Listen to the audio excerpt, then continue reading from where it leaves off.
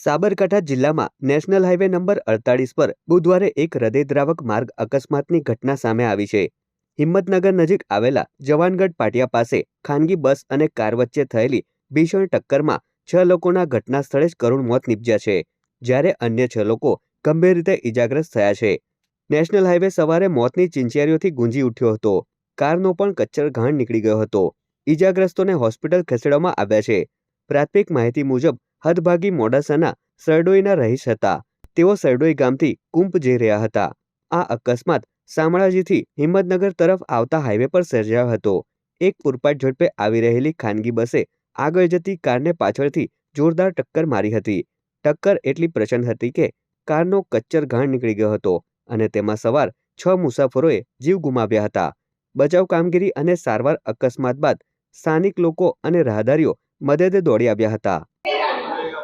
Ahmedabad Udaipur highway ઉપર જવાનગઢ નજીક એક એક્સિડન્ટ થયેલું છે।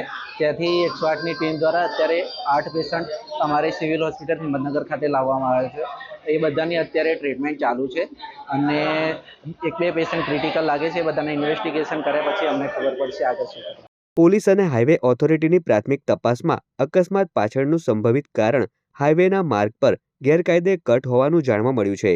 નેશનલ હાઈવે પર ડિવાઈડર વચ્ચે પાડવામાં આવેલા ગેરકાયદેસર કટનો ઉપયોગ કરવા જતાં આ અકસ્માત સર્જાયો હોવાની આશંકા છે। હાઈવે પરના જોખમી ઊંચા કટ પર કાર ચડાવવા જતી વખતે પાછળથી આવતી ખાનગી બસ કાર સાથે અથડાઈ હતી।